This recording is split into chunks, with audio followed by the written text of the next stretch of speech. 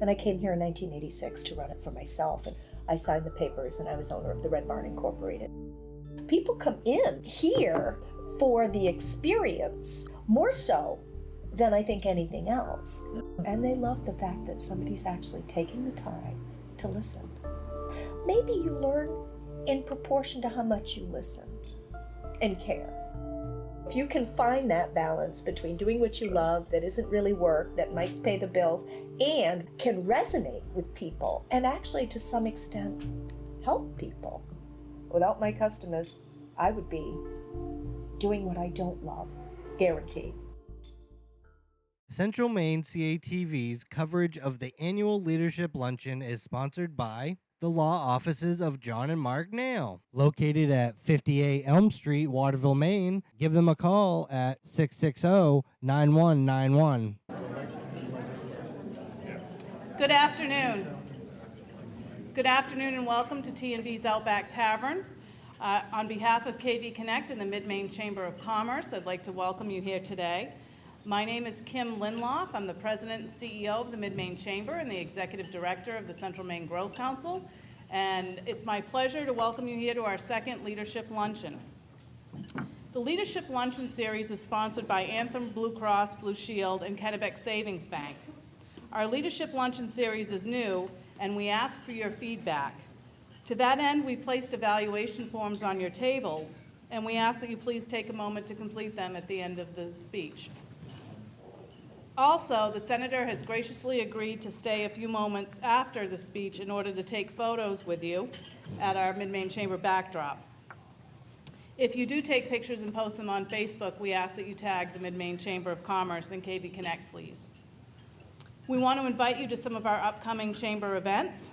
Waterville Green Drinks, hosted by KV Connect, is on Tuesday, July 11th from 6 to 8 p.m. at Quarry Road.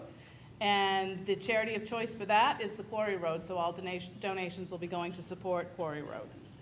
Central Maine Tech Night, which is hosted by Central Maine Growth Council, will be on Thursday, July 13th from 5 to 7 p.m. at the Hathaway Creative Center. Join us for a night of talking all things technology and innovation over complimentary pizza and a beverage. July's topic is cybersecurity and will feature Frank Apun from Thomas College. It's sponsored by CGI. Our next business after hours is on Wednesday, June 21st, tomorrow, at People's Salon and Spa with co-host Italia.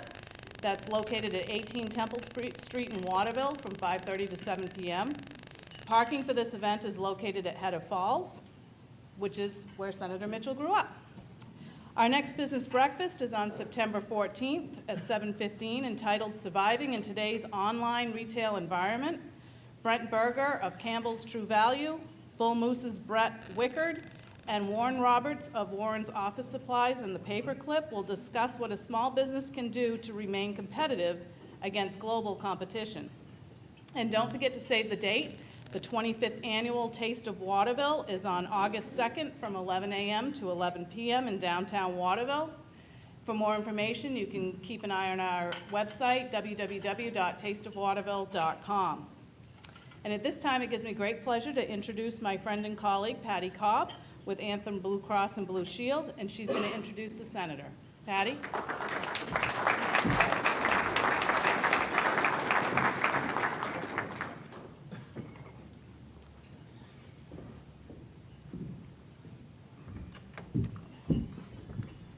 Well, good afternoon, everyone. It's great to see a lot of familiar faces and a lot of new ones as well.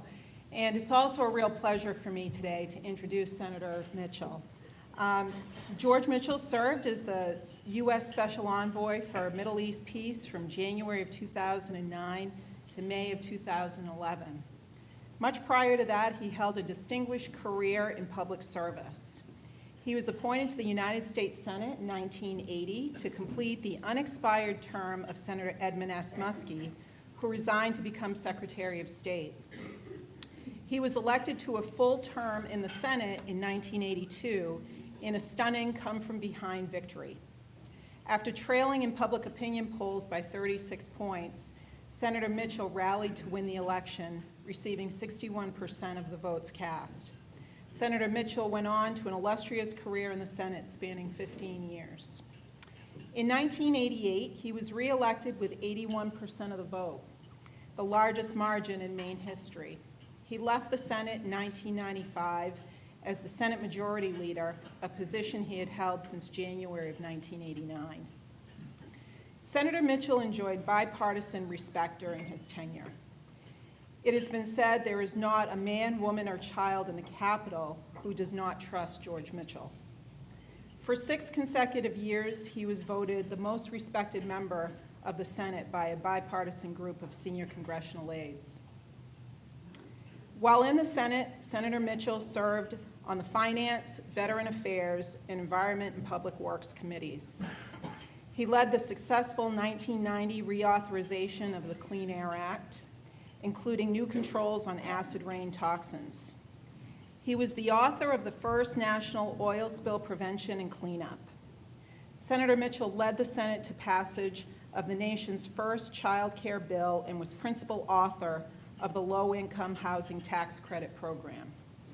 He was instrumental in the passage of the Americans with Disabilities Act, landmark legislation extending civil rights protections to the disabled. Senator Mitchell's efforts to lead the passage of a higher education bill that expanded opportunities for millions of Americans. He was a leader in opening markets to trade and led the Senate to ratification of the North American Free Trade Agreement and creation of the World Trade Organization. Senator Mitchell received an undergraduate degree from Bowdoin College and a law degree from the Georgetown University Law Center. He served in Berlin, Germany, as an officer in the U.S. Army Counterintelligence Corps from 1954 to 1956. And from 1960 to 62, he was a trial lawyer in the Justice Department in Washington, D.C. From 1962 to 65, he served as executive assistant to Senator Edmund S. Muskie. In 1965, he returned to Maine, where he engaged in the private practice of law until 1977. He was then appointed U.S. Attorney for Maine, a position he held until 1979, when he was appointed U.S. District Judge. He resigned from that position in 1980 to accept appointment to the U.S. Senate. In 1995, he served as a special advisor to President Clinton on Ireland, and from 1996 to 2000, he served as the independent chairman of the Northern Ireland Peace Talks. Under his leadership, the Good Friday Agreement, a historic accord ending decades of conflict, was agreed to by the governments of Ireland and the United Kingdom and the political parties of Northern Ireland. For his service in Northern Ireland, Senator Mitchell received numerous awards and honors, including the Presidential Medal of Freedom, the highest civilian honor given by the U.S. government, the Philadelphia Liberty Medal, the Truman Institute Peace Prize, and the United Nations Peace Prize. In 2000 and 2001, at the request of President Clinton, Prime Minister Barack, and Chairman Yasser Arafat, Senator Mitchell served as chairman of the International Fact-Finding Committee on Violence in the Middle East. The committee's recommendations, widely known as the Mitchell Report, was endorsed by the Bush administration, the European Union, and by many other governments. In 2006 and 2007, he led the investigation into the use of performance-enhancing drugs in Major League Baseball. He also served as chairman of the special commissions investigating allegations of impropriety in the bidding process for the Olympic Games and was the independent overseer of the American Red Cross Liberty Fund, which provided relief for September 11th attack victims and their families. Senator Mitchell served as chairman of the global board of the law firm DLA Piper and is now chairman. He's chairman of the board of directors of the Walt Disney Company, a member of the board of the Boston Red Sox, and a director of several companies, including Federal Express, Xerox, Staples, Unilever, and Starwood Hotels and Resorts. He has also served for 10 years as the chancellor of Queen's University of Northern Ireland, as president of the Economic Club of Washington, and as chairman of the International Crisis Group. Senator Mitchell is the author of 6 books, who knew someone would have so much time to write when they were doing all of these things. Most recently, a memoir entitled The Negotiator, Reflections of an American Life, which was published in May of 2015. A Path to Peace, which was published in November of 2016. With his colleague, Senator Bill Cohen of Maine, he wrote Men of Zeal, describing the Iran-Contra investigation. In 1990, Senator Mitchell wrote World on Fire, describing the threat of the greenhouse effect and recommending steps to curb it.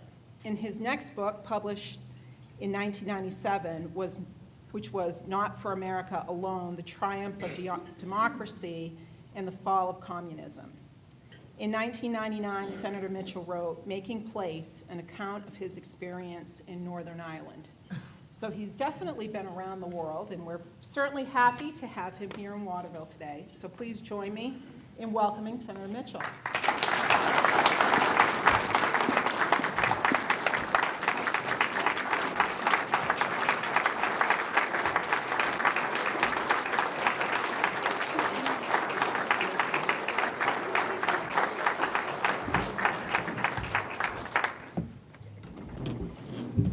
Well, thank you very much, Patty, for that very generous introduction. I speak often. I'm going from here to Bangor. I speak tonight. I spoke in Portland last night. So honestly, for me, the highlight of the program is the introduction. And I'm very grateful to Patty for that very generous introduction. It's always nice to have people say good things about you, especially when a lot of them are strangers. But there's a danger, of course, if you hear that kind of stuff often enough, you might begin to believe it. So I like to begin with a story about how, on introductions, and how I was brought back down to earth. I spent 5 years working on the peace process in Northern Ireland. And after we got an agreement, I returned to Maine, where I wrote a book about that experience. When it was published, I traveled around the country on a book promotion tour. I received many, many invitations. And in that process, I learned the interesting fact that in the United States, there are more Irish American organizations than there are Irish Americans. And every one of them invited me to come. I couldn't go to all, but I went to many. And as I traveled all over the country, speaking to these Irish American groups, there developed among them an informal competition as to who could give the longest, most fantastic, sometimes truly ridiculous introductions of me. The proper reaction, of course, would have been for me to show some humility, to ask them to keep it short, but I had an improper reaction. I loved it. I encouraged them. I scolded them when they left something out. In Chicago, a guy got up and he read for 30 minutes a long list of everything I'd done in my life. What was very interesting to me was that much of it I had not been aware of until he described it. But when he finished, I get up and I criticized him because he left out the fact that in my senior year at Waterville High School, I received the Science Award. And I told him to make sure next time he introduced me to put that in there. So by the time I got to the last stop, it was in Stamford, Connecticut, the Irish American Society there. I was overly impressed with myself. I had a hard time squeezing my head through the front door. But when I get in, the first person I met was an elderly woman who rushed up to me. She was very nervous and excited. She shook my hand vigorously, spent several minutes saying nice things about me. And then she said, I don't live anywhere near here. I drove 3 hours across the whole state of Connecticut just to come here and ask you, please, would you autograph my poster? So I said, sure. So she handed me a poster with a big photograph on it and a pen. I looked at it. I said, if I happen to autograph it, I said, before I do, I think I should tell you that I'm not Henry Kissinger. It was a big picture of Kissinger. She said, you're not? Well, who are you anyway? And when I told her, she said, why, that's just terrible. She said, I drove 3 hours to meet a great man named Kissinger, and all I've got is a nobody like you. I said, well, I'm sorry you feel so bad. I wish there's something I could do to make you feel better. She said, well, she said, there is. When I asked her what it was, She leaned forward, I leaned forward. We were kind of like a conspiratorial crouch. And she said, "Nobody will ever know the difference." So would you mind signing Henry Kissinger's name to my poster? So I did. And it's hanging today on her living room wall in Eastern Connecticut, a daily reminder to me to enjoy these wonderful statements like Patty read off here today, but don't take them too seriously. Well, I want to say that for me, I have been around the world, as Patty said, many times, but it's always a great pleasure for me to be back in Waterville, where I grew up. On Hedda Falls, went to St. Joseph's Parochial Elementary School, then to Waterville Junior High School and Waterville Senior High School. And I like to come back often because my family's here. My brother Paul is here today with members of his family, my sister Barbara, my sister-in-law Janet. We had 4 boys and 1 girl in our family, and Barbara was the youngest, but she turned out to be the toughest. One time we had a big fight. My brother Robbie said, "Well, it's the 4 of us boys against Barbara, an even battle." So it's nice to see. It's also nice to meet Father James Doran, who's the new priest at St. Joseph's Church. Father, I'm sure everyone here and all the people of Waterville welcome you. Why don't you stand up and so everybody recognizes you.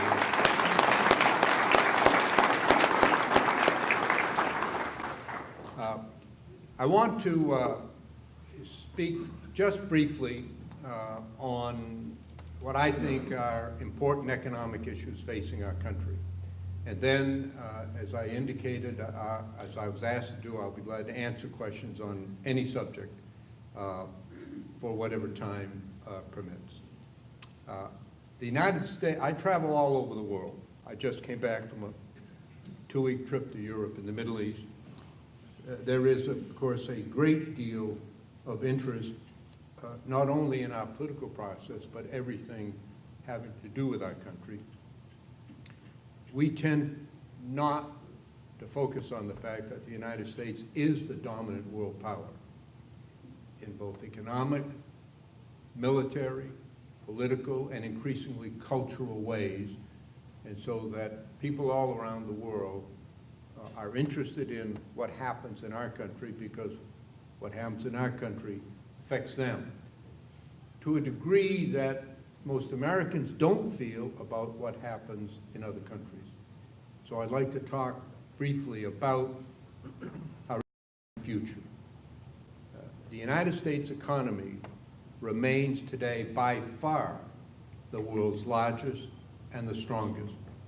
And I believe that our economy is entering a new period of sustained growth. But here and in other countries around the world, we're struggling to deal with several major trends, including the effects of globalization, that is, the increase of trade across national borders, and rapid changes in technology. Together, they create widespread upheaval, a lot of fear and anxiety, and that's particularly felt in many parts of our own country, including parts of our own state. That's not a new reaction. Fear and concern and anxiety in times of transition are as old as human civilizations. One of the great turning points in human history was the Industrial Revolution, which began 250 years ago in England. A number of machines were invented to replace men in the production of goods. And the prospect of high levels of unemployment created widespread fear and anxiety in England at that time. There was unrest, there was widespread violence, there was exploitation, there was some misery. But there also was the greatest increase in productivity in human history up until that time.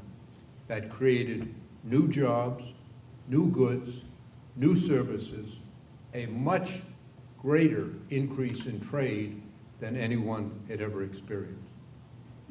Over the approximately 100 years that are designated to describe the Industrial Revolution, it spread to most of the Western world, especially to what was then the newly created United States of America, where new people, new vision, new energy and ideas soon propelled us to the forefront of nations in the world.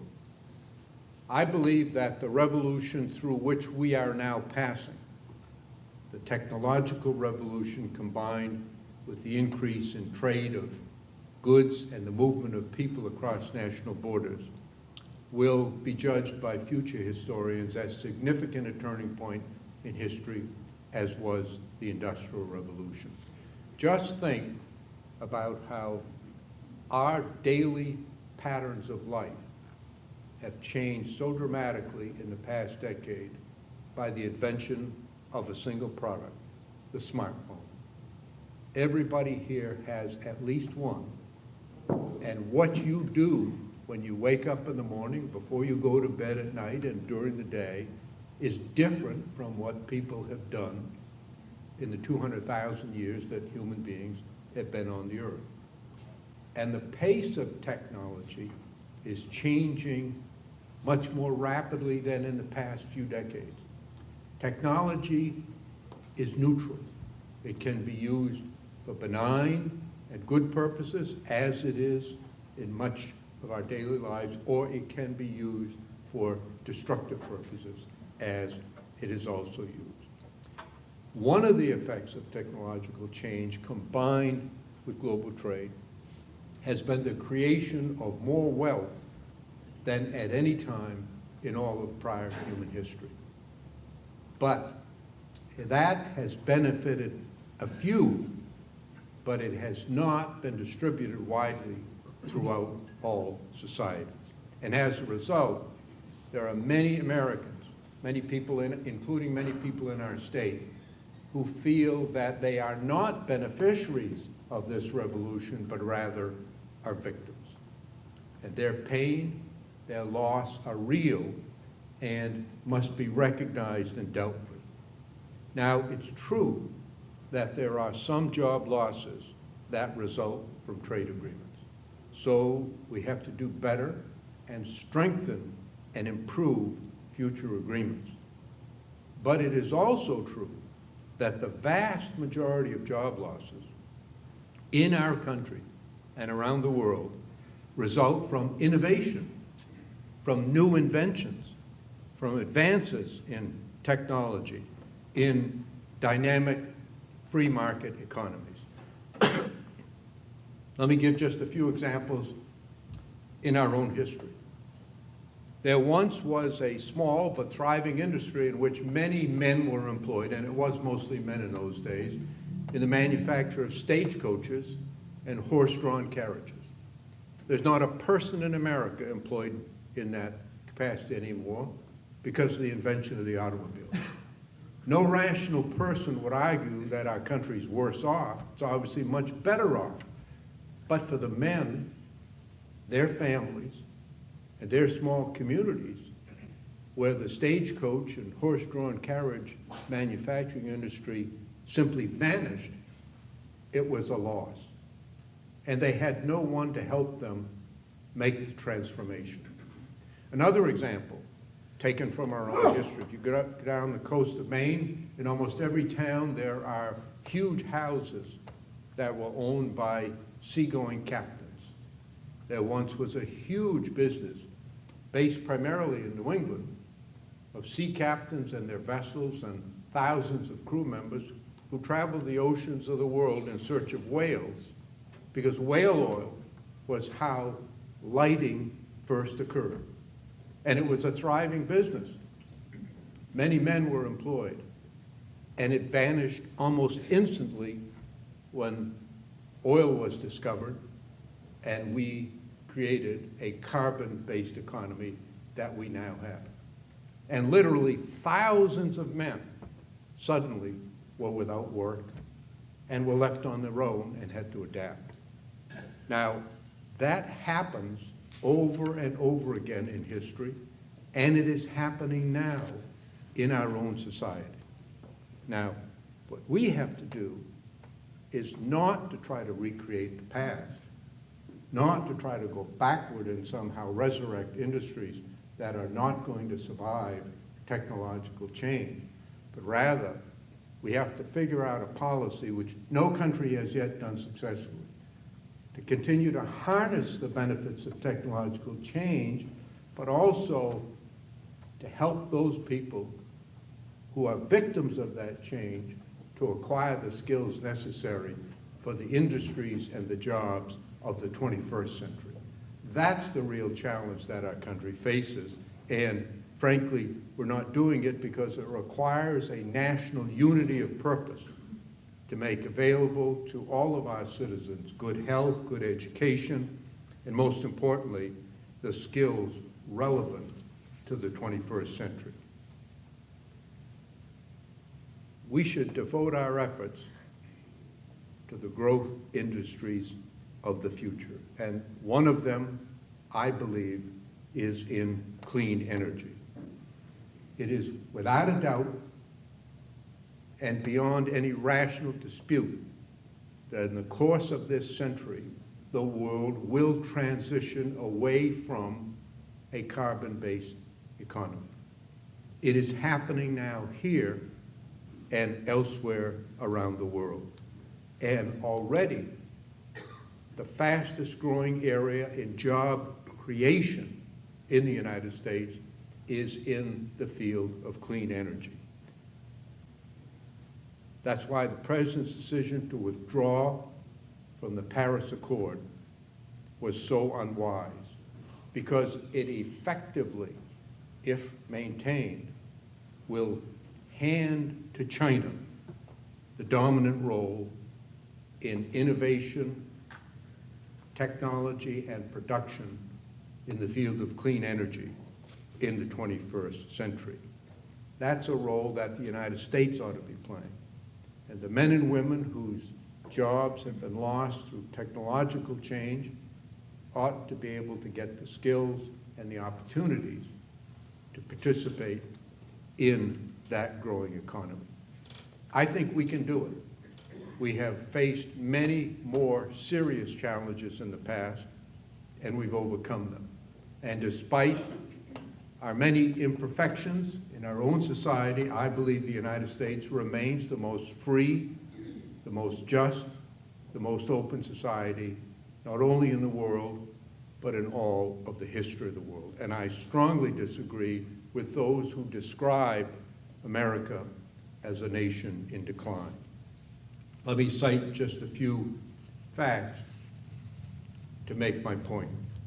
Although Americans comprise just over 5% of the world's population, 9 of the 10 most valuable businesses in the world are American. 15 of the world's top 20 universities are American. 91% of all online searches in the world are done through American companies, and 99% of all smartphones in the world work on American-made operating systems. We not only are the dominant power of the past, we are the dominant power of the future. A major contributor to our success is the fact that our strength lies ultimately in our ideals. Military power and economic strength are essential. From a strong economy, all else flows. But in the United States, they've been infused with the ideals that are the basis of our life.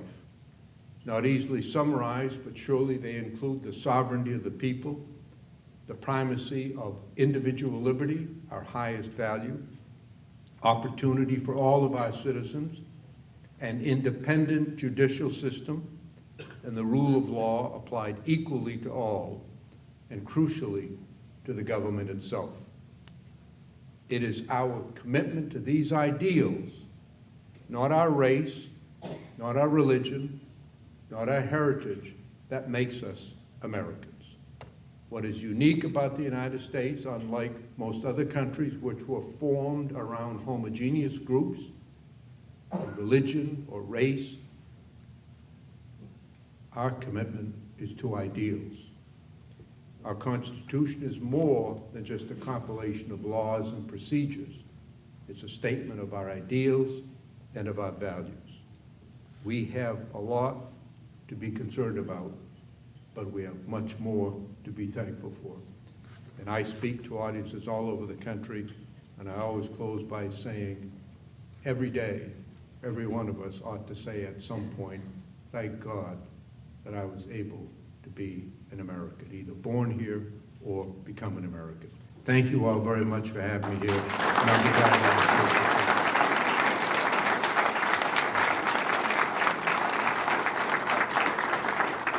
As the president and the CEO, she gets the first question. Thank you, Senator. As I mentioned in my opening remarks, this event is co-hosted by Katie Connect, which is a young professionals organization in the greater Waterville area. And if you're a Katie Connector, raise your hand. A lot of them are here today. They chose you to come speak for what it's worth. It wasn't just like my idea. It was them that chose you. As someone who came from Waterville, rather modest beginnings, you have had a global impact and developed into the leader that you are today. What advice do you give these young professionals as they move up in their careers and they try to make a difference? Well, first off,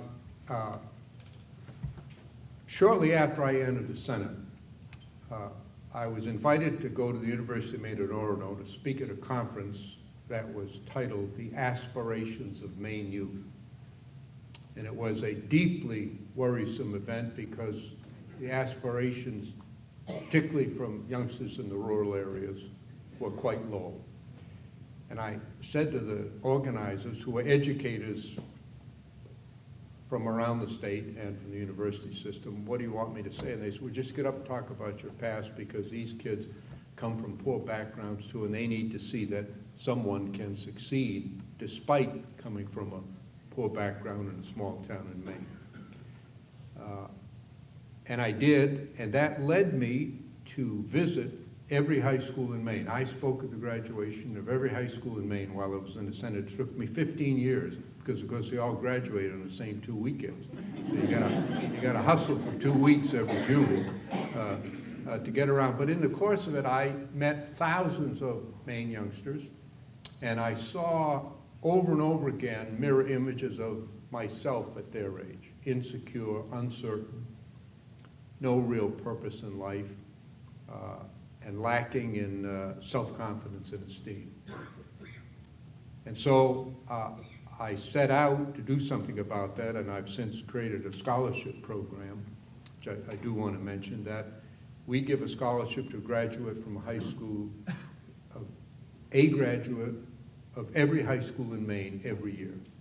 And since we started, we've given out more than $15 million in direct financial assistance to more than 2,700 Maine youngsters.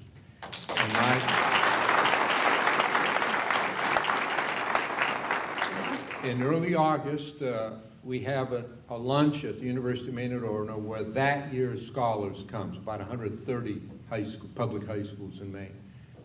And I meet with all of them. I meet every family. I have my picture taken with the kids, and I have one message for them. You are as good as anyone else in the world.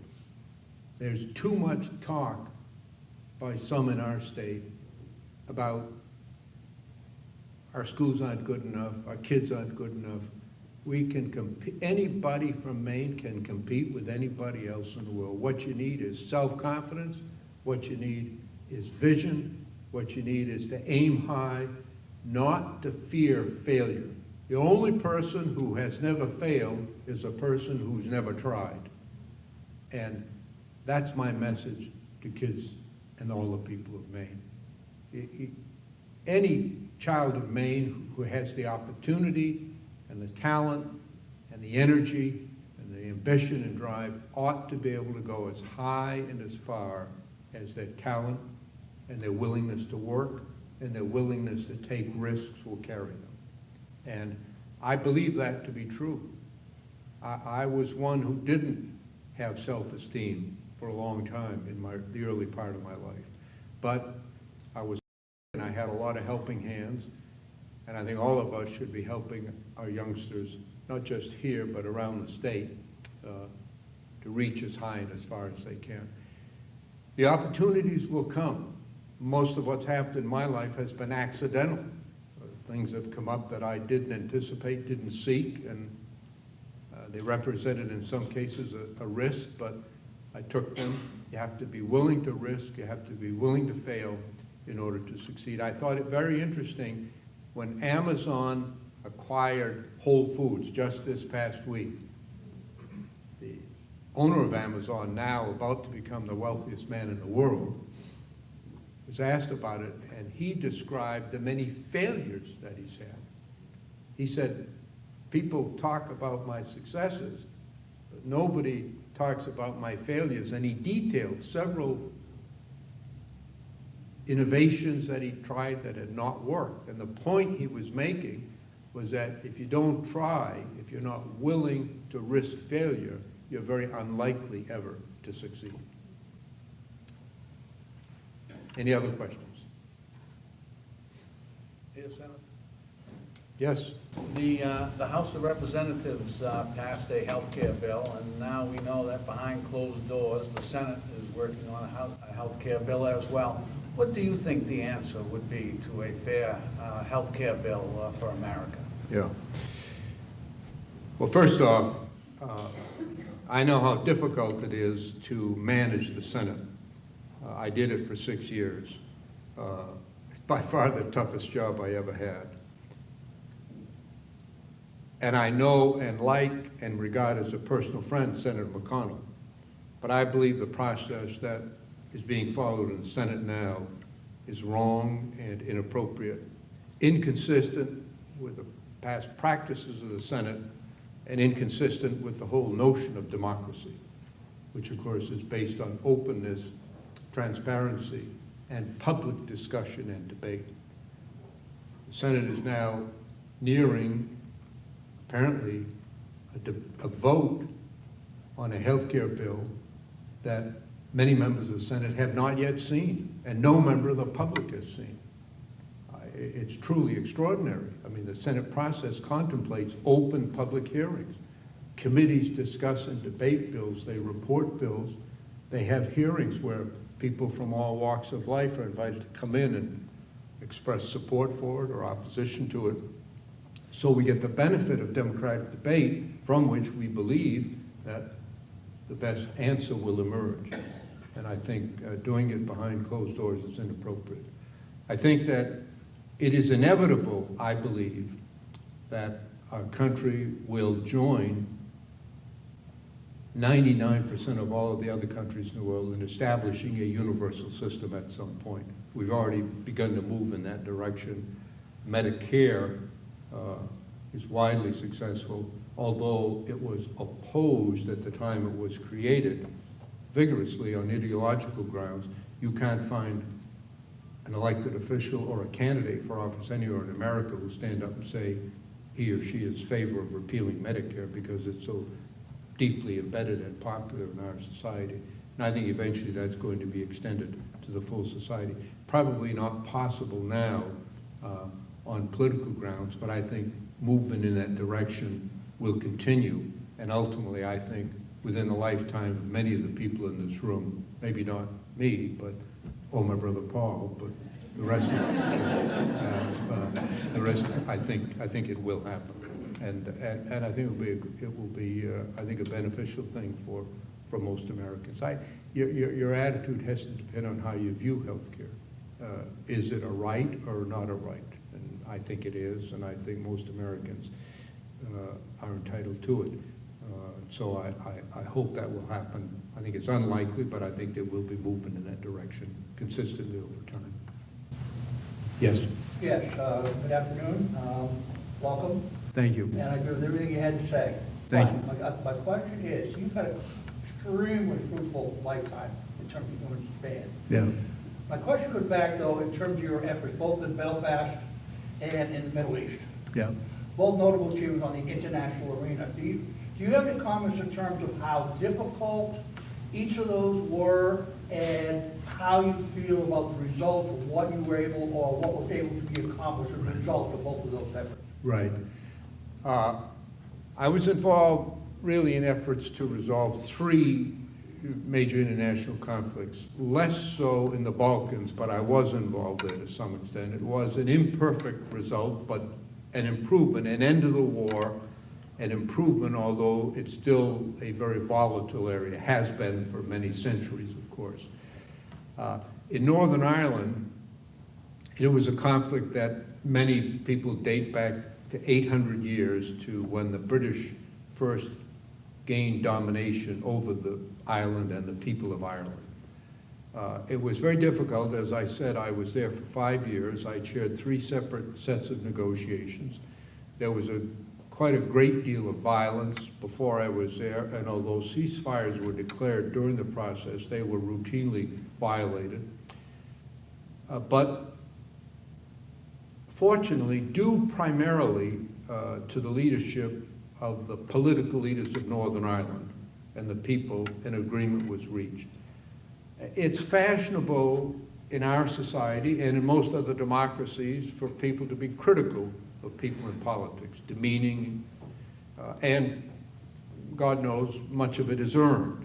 Much of what some people in the political life do deserves criticism. But there are times when men and women rise to the occasion, and that happened in Northern Ireland. The members of the Northern Ireland Assembly, and they're elected officials, they're the equivalent of state legislators in our society.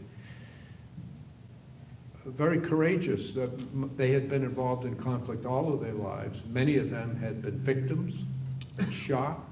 Many of them had committed crimes for which they'd served long prison terms, including murder, assassination, bombing. Became convinced that they had to find a way out of it, and they rose to the occasion at great cost to themselves, I might say.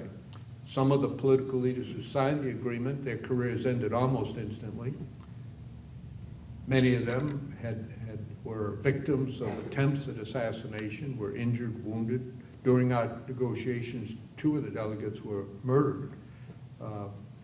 So it was very tough, but they decided, really pretty basically, that they would continue to disagree, but they would try to resolve their disagreements through peaceful and democratic means, as opposed to the use of violence.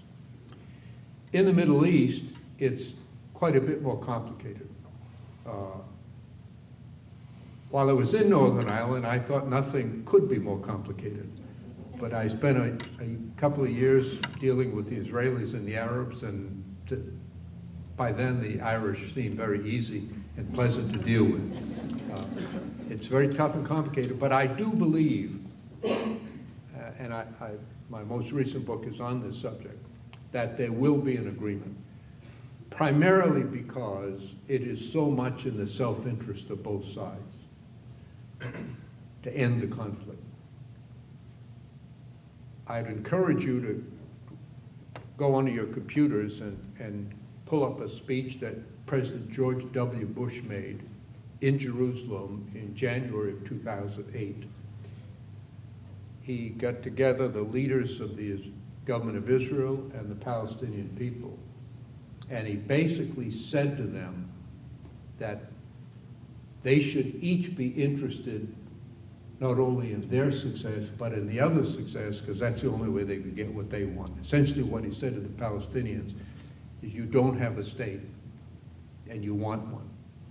But you're never going to get one until the people of Israel have reasonable and sustainable security.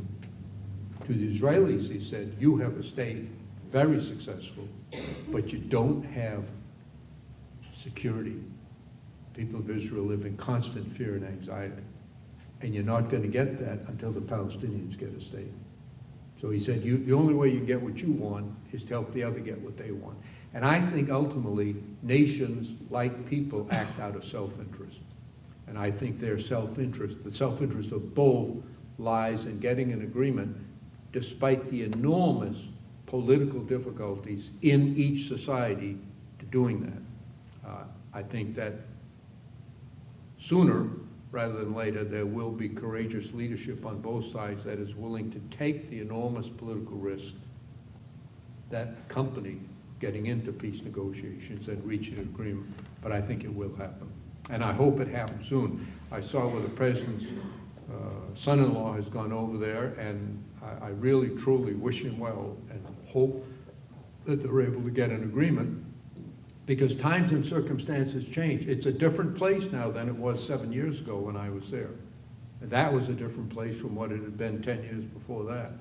There are reasons to make it more difficult now, particularly the controversy and upheaval in the whole region, which affects Israelis and Palestinians. On the other hand, those same conflicts and the realignment of forces in the region has created conditions that did not exist in the past that could work toward getting an agreement. So I'm hopeful, I encourage them, I commend them for making the effort. I think it's going to happen sooner or later, and hope it's sooner before there's much greater loss of life. Yes? Senator Mitchell, first off, as part of Bethany's graduating class, I'd like to say thank you for your years of counsel and leadership. Thank you. And being an amazing role model. Yeah. Right now, obviously in the news, we're hearing a lot about the national parks and monuments being looked at in a negative manner by Congress or certain parts of Congress or the executive branch. It's just from your influence in my life on the national parks. Yeah. It scares me. Yeah. To think what could possibly happen with all that's going on with that. Do you have any insight into where you think that would go, how we can protect those national parks and monuments and sustain our future for generations to come? Well, I feel very strongly about that because I have a home on Mount Desert Island right directly adjacent to Acadia National Park. So I'm very lucky. I walk out my back door and I walk right into the trails of the park. And I feel extremely, extremely fortunate in that respect. And I'm a great believer in our national park system because it is open to everyone. I walk down the path and I could be walking alongside a Rockefeller and a plumber from Boston. Same path, same view, same country, same America. I believe that it creates opportunity, and I think it's especially necessary given the continuing dramatic growth in population in our country. I think most Americans are unaware of the rate at which our country is growing in population, due in part to immigration and in part to natural factors. But we're now 320 million. The Census Bureau projects that by 2050, that's just 33 years from now, will be almost 440 million Americans.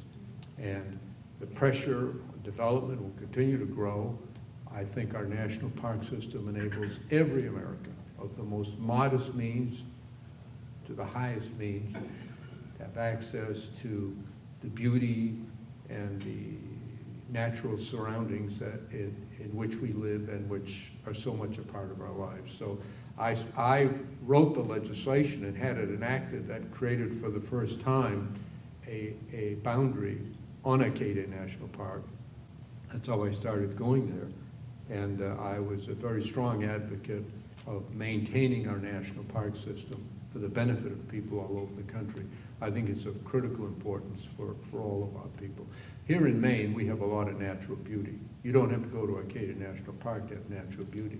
But there is still something about being able to see the great wonders of our own country through the national parks that ought to be available to every American, whatever their background, circumstances. And I hope that Americans across the country, regardless of their political affiliation, will maintain strong support for continuing our national park system. I think, is this the hook? 5 more minutes. 5 more minutes, okay. One more question? Last one.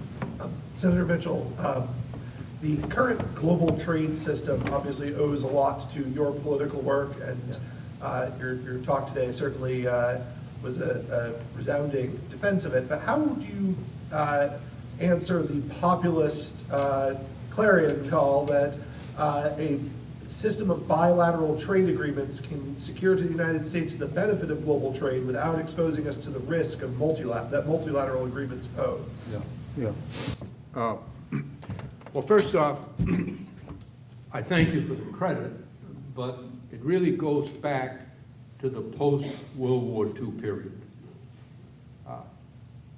The very closing days of 1942, a small group of American officials traveled to London secretly and met with British government officials. There had been 3 major victories in the war that year that marked the maximum expansion of the Axis powers. Midway in the Pacific, North Africa, and at Stalingrad in Russia. And from then on, the Axis powers contracted and the Allies moved to victory. They wanted to begin to plan for the post-World War period. They were convinced to a person that a major factor that led to the Second World War was the protectionist reaction that had taken place in the late 1920s and early 30s that transformed a deep recession into the Great Depression. And they knew from history that trade wars often resulted in real wars. And so the goal was to establish an international trading system based on rules and fair procedures to encourage trade as a way of preventing war. In Europe particularly, they were aware that in 1870, 1914, and 1939, 3 times in a 75-year period, Europe had been plunged into major, devastating wars, 2 of which the United States had been drawn into. And they wanted to create a system of trade practices, political organizations like the European Union, military alliances like NATO, economic structures like the World Bank and the European and the United Nations, to bind the countries together to prevent major wars from occurring. And although all these organizations have made mistakes, all human beings and all human institutions make mistakes, in their principal purpose, preventing major war, it's been remarkably successful. We think the world is very dangerous today, and it is. But measured in the most important metric of all, human life, the world is much safer now than it was in the 20th century. In the 20th century, when the population of the world was 1/3 of what it is today, 100 million people were killed in wars. 15 million in the First World War, 63 million in the Second World War. And that hasn't happened. And trade has been a part of that. And multilateral trade agreements have been very significant in that. I have to say, I don't want to sound political, and I know my time is almost up. One of the greatest mistakes that's been made, and I know it's popular with a lot of people, was when President Trump withdrew the United States from the Trans-Pacific Partnership, handing dominance in Asia to China. The Trans-Pacific Partnership was 11 Asian countries, Pacific countries, not including China, who did not want to be dominated by China in economic affairs, and they wanted the United States there. And we withdrew from that, and China is now filling the void with its own agreement with those countries. So trade agreements are not only economic, they are highly political in nature. Secondly, the European Union is 28 countries. In order to join the European Union, you have to agree not to engage in bilateral trade agreements. The European Union is one of our largest trading partners. If we say we won't enter multilateral agreements, we are saying that we cannot enter into any trade agreements with any of the 28 European countries, among our largest trading partners and among some of the best markets for American goods in the world. So it's absolutely true that there are some negatives to trade agreements. There are job losses, and one of the things we're learning is that we didn't do well enough to prevent a race to the bottom in wages and working conditions around the world. But the answer is not to build walls and turn back. The answer is to do better at getting agreements that continue the benefits while dealing with the negatives. And so some people make an argument you should enter into bilateral trade agreements. The British have accepted that argument in Brexit. But you can see now they're having real second thoughts because it's become clear, first, that they can't enter into bilateral agreements with the rest of the European Union, and that's by far the largest market for them. And I predict to you that in their negotiations, whatever happens, they will never give up access to the European Union because it would be catastrophic for their economy. So I don't want to go, I have already gone beyond time, but she's about to climb up the stairs and take the microphone. So I could go on until tomorrow morning in a filibuster, but I won't. So I conclude by saying thank you very much and thank all of you.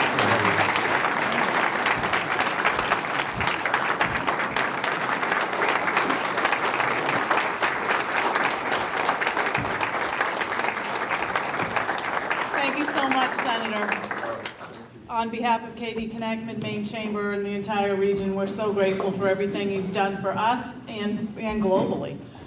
Again, another moment to remind you to please complete the evaluation forms. As Senator Mitchell outlined, he's very passionate about his scholarship program. We aren't going to give him a gift. We're going to donate to his scholarship program instead. Thank you all for being here. He'll be here to take pictures.